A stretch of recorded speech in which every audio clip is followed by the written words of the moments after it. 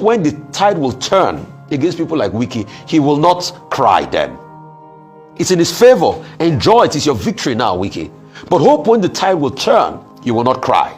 Yeah, my people, listen carefully. Tinubu's government is proposing to increase the salaries of political office holders, the president, ministers, and their allies, while the minimum wage remains 75,000 naira. But the law is clear. Section 16, Article 1B of the 1999 Constitution, as amended, says the government must ensure maximum welfare of every citizen. Tell me, how is this welfare when politicians get fatter salaries while ordinary workers cannot buy food? They are not capable of feeding on 2 square meals, let alone 3 square meals. Now to Wike, it is alleged that FCT minister Nyesom Wike bought a $2 million mansion in Florida, hiding it under his wife and children's names. But the Code of Conduct of Bureau Act, Section 7 and 15, forbids public officers from owning foreign assets or concealing them under the names of relatives. That's a direct violation of Nigerian Constitution.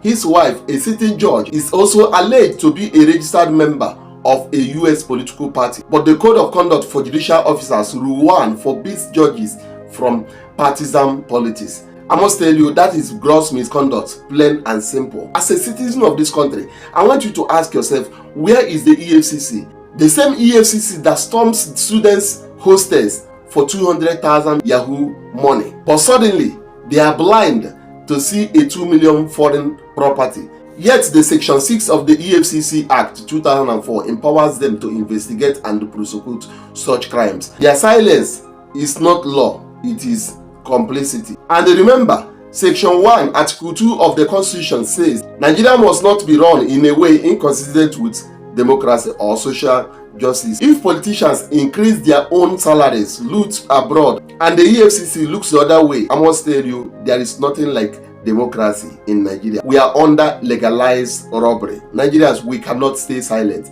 If the law only punishes the poor but shares the rich and powerful, then it is no longer justice, it is oppression, and we must resist it. It is a complete rot of a system under Tinubu administration. The rate of corruption in Nigeria today is not measurable. What makes me so much upset is that the same EFCC that is busy investigating small crimes, tell me, do we have 2 constitutions in Nigeria, one for the rich and one for the poor? What an irony.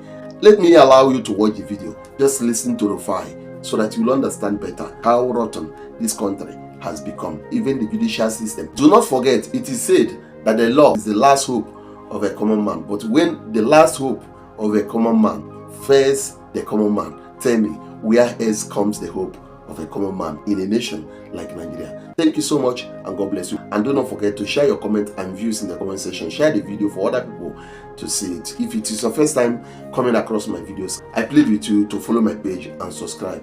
God bless you.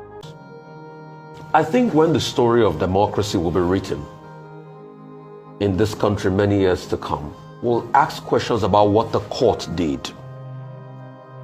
Today, my challenge is to the Supreme Court of Nigeria.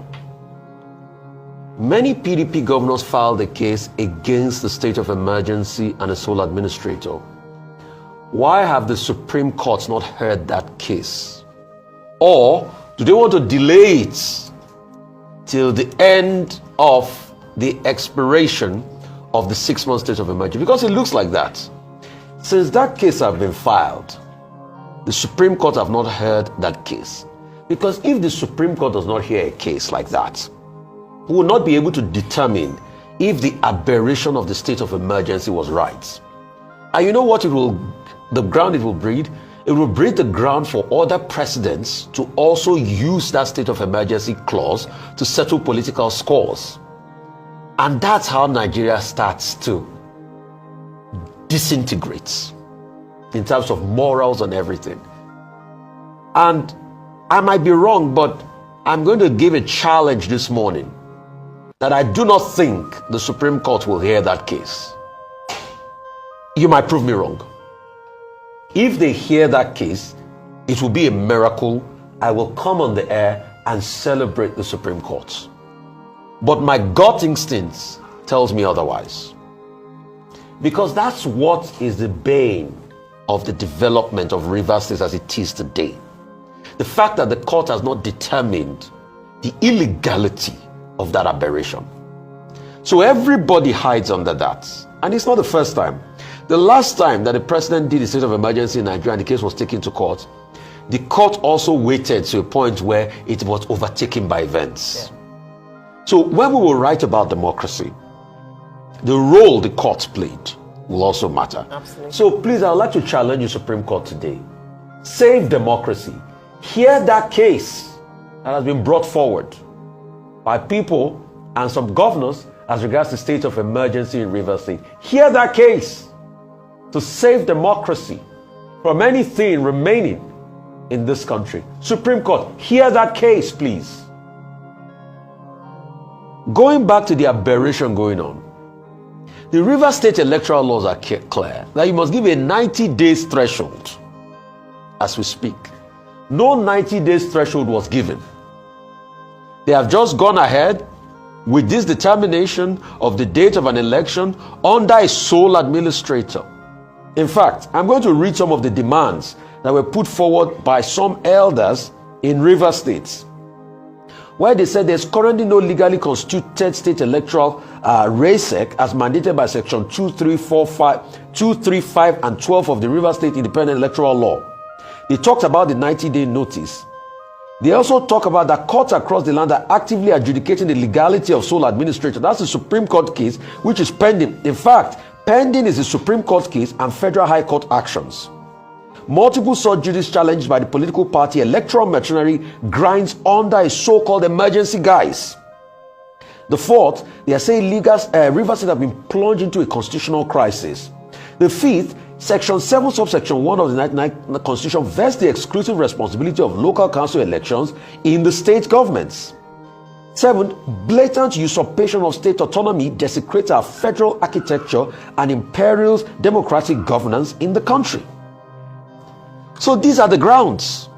But all of this is tied to that Supreme Court case. So I am not surprised that Nyesom Wike will say they should ignore. Because let's ask Nyesom Wike a question. Did he ignore the first local government elections held by Fubara that was not in his favor? No. He went to courts with his cohorts. Or people surrounding him and people associated with him went to courts. And he upturned those elections. But today, when he favors him, and the reason why he's doing this is because he knows that the local government holds a haze in the grand political scheme of the states. You need a coalition of forces. And he knows that once these local government people are elected, which will probably a lot of people that pander to him, then he'll be able to hold Fubara at the jugulars. Because he will have the State House of Assembly, he will have the local government architecture.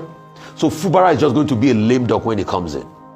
And that's why Wike had the temerity on television to be telling us when the state of emergency will probably end soon. And these guys that they keep giving in the government, that the state of emergency was to save Fubara. No, don't pee on our back and tell us it's raining. The state of emergency was to tilt the equation in favor of Wike. Because what it is he has gotten all he wanted. So this will be the last crown jewel. He already has the State House of Assembly. When they come back, when the state of emergency is lifted, then he will get the local government on top of it. So a man that has the local government state of Fubara will not be able to fight back at his own political architecture. And that's what is playing out. But for the fact that this is aided by the president of this country shows the aberration. And the fact that the Supreme Court of this country, since that case has been taken to court, have not made a determination. Let's even know. And now it looks as though we are grinding to wait till the expiration of that term and we say, oh, it's been overtaken by events. You don't run a democracy that way. Because today, it favors people like Wike. Tomorrow, hope when the tide will turn against people like Wike, he will not cry then. It's in his favor. Enjoy it. It's your victory now, Wike. But hope when the tide will turn, you will not cry.